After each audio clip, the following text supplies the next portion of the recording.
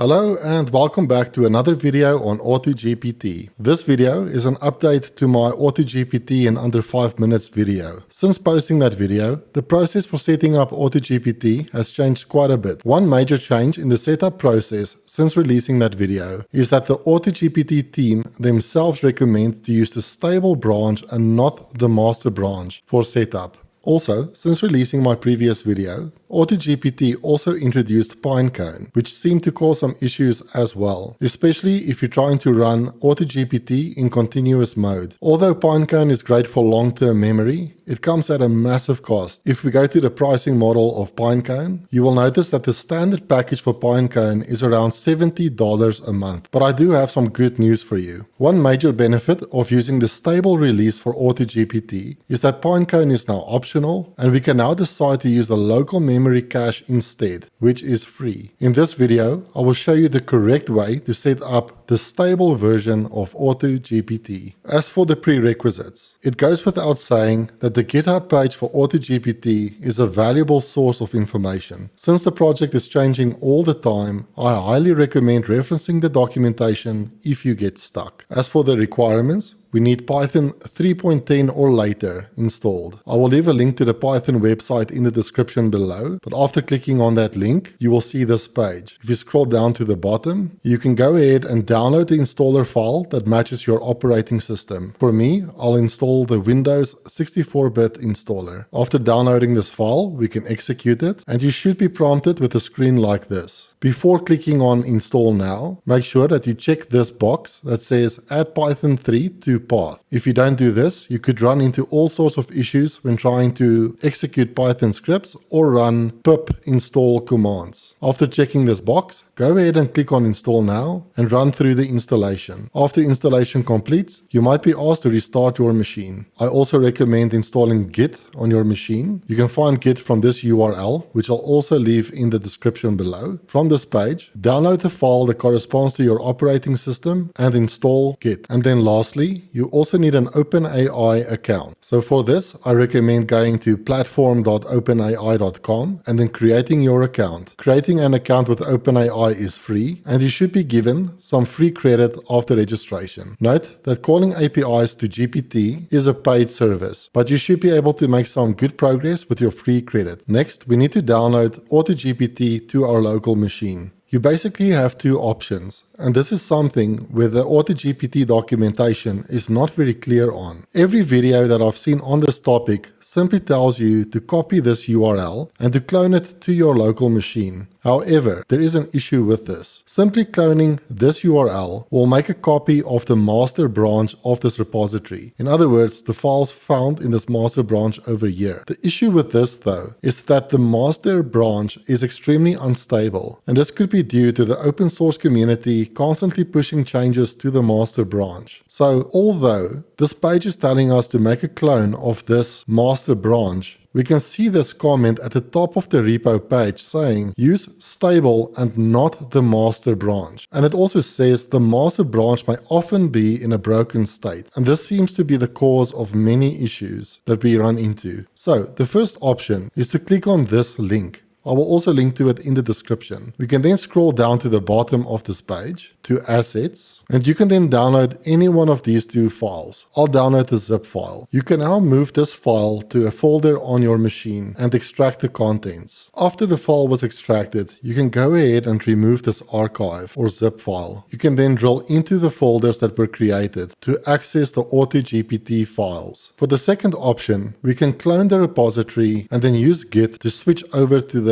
stable branch. So what we can do is on the master branch, click on code and copy this URL. Then create a folder on your machine and then type in PowerShell or CMD to open the command prompt. In the command window, type git clone and then that URL that we copied. Press enter. Then you can cd into this newly created folder, and you will notice that this folder now contains the files for AutoGPT. However, this is based on the master branch and we need to switch over to the stable version instead. So in the command prompt, ensure that you are in this directory, then type git switch and stable and press enter. After doing that, you will notice the files changing in this folder, and these files are now reflecting the stable version of AutoGPT. Either one of these options will work. Now that we have downloaded the AutoGPT files, we can now start with setup. In the AutoGPT folder, open PowerShell or the command prompt by typing cmd or PowerShell. Then, in order to install the Python dependencies, type in pip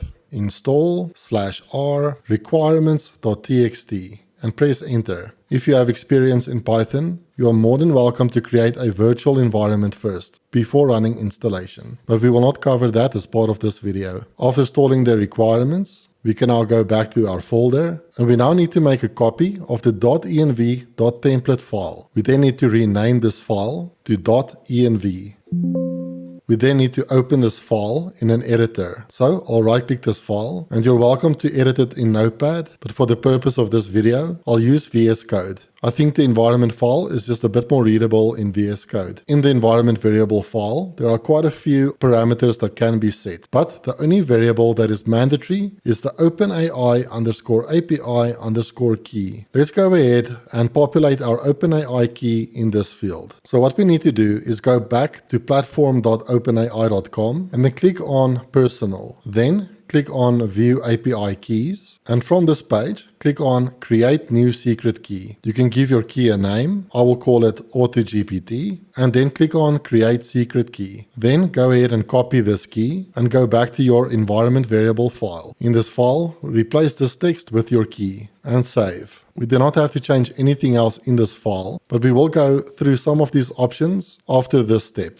But for now, go back to your AutoGPT folder and let's try to run our AutoGPT instance. Let's open up the command prompt again. From the command prompt, type in Python-m followed by AutoGPT. To run this, just press enter. We will be prompted to provide a name for our AI. This can be anything that you want. I will call mine AutoGPT bot. As for the role of the bot, I will say an AI bot designed to teach me all there is to know about AutoGPT. And I'll press enter. We can now enter up to 5 goals for the AI to execute in sequence. After the goals have been completed, AutoGPT will close automatically. For the goals, I will say, for goal 1, go online and search AutoGPT. For goal 2, find the GitHub page for AutoGPT and figure out what the project is about. Then for goal 3, explain what AutoGPT is in a file called autogpt.txt. Then finally, once all of these goals have been met, we will just tell it to terminate the session. I will press enter. We do not have a goal 5, so we can just leave it blank and press enter again. So now it will try to execute the first goal, and we can see a few things coming back from the AI. So for its thoughts, it's saying that it thinks that the first step is to search for AutoGPT on Google to get a better understanding of what it is. It's also giving us the reasoning for these thoughts. It's giving us a plan of action as well as some criticisms. So for speak, if we used the speak argument, this would convert the speak text to audio. We will have a look at that in a few minutes. But in order to execute this step, it's asking us to confirm if this information is correct. So I will type yes and enter. So AutoGPT did a Google search. So it's got some information for us. And now it wants to write this file to our local system. And it's asking us to proceed. I will just say yes and enter. Now it's saying it's written the file successfully. And it's saying that because it's reached its goals, it's going to terminate the session. And again, it's asking us to approve this manually. So I'll say yes and enter. And as you can see, it's saying that all the goals have been met and therefore it shut down. We can see the output of this run by going back to the folder, and we can go into the AutoGPT workspace folder. And we got this file here, autogpt.txt, which we asked it to create. And this file also contains the information that we asked for. So now that we have our basic setup working, I do want to take you through some of the other arguments that are possible when running AutoGPT. The first argument that I would like to cover is the speak command. We can get AutoGPT to respond to us with a human-sounding voice in one of 2 ways. When we enter the command to run AutoGPT, we can add an additional argument with ~,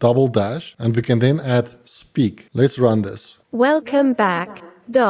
Would you like me to return to being AutoGPT bot? As you might have heard, AutoGPT returned audio to us as well. However, we are getting a few error messages as well, and the audio sounded extremely robotic. So it's recommended to make use of a service like 11 Labs for the text-to-speech. So what we can do is go to the website beta.11labs.io. I will leave a link in the description, and go ahead and sign up for an account. After signing in, click on your profile image, then click on Profile. On this screen, click on this little eyeball to view the key, and then go ahead and copy your key. Then, back in your project files, open up the env file, and then scroll down until you see the section TTS provider or text-to-speech provider. So in this list, we need to provide our 11 Labs API key. Also, we need to provide it with voice IDs. If I go back to 11 Labs for a second, in your dashboard, you will see the sample form where you can test out the different voices. Under settings, there's this drop down with all the different voices. You can even sample them by clicking on play. If you do what you've always done, you'll get what you've always gotten. The voice ID refers to the unique ID linked to each of these voices. You can find the IDs on the AutoGPT GitHub repo by scrolling down to the speech mode section. Here you can see a list of all of those name IDs. So if we wanted the ID for, say, Josh, we can copy this ID and in the env file, replace this text with that ID. We can also provide a voice2 as a fallback. So I will just grab any one of these keys and replace this with the name ID. You can then save this file. So back in our folder, we can run this command again by typing python/m AutoGPT -speak. After running this, the voice should be coming from 11 Labs and it should sound very different and better than the standard voice. Let's press enter. Welcome back.